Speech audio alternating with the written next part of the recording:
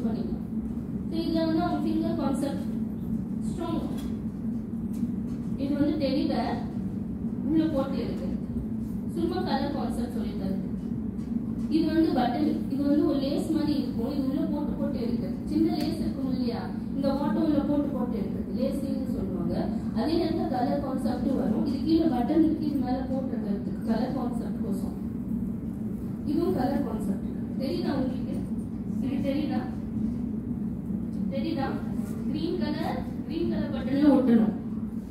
Pink colour பட்டன்ல ஒட்டணும். Orange colour button பக்கத்துல பட்டன் கொடுத்துருக்கேன்.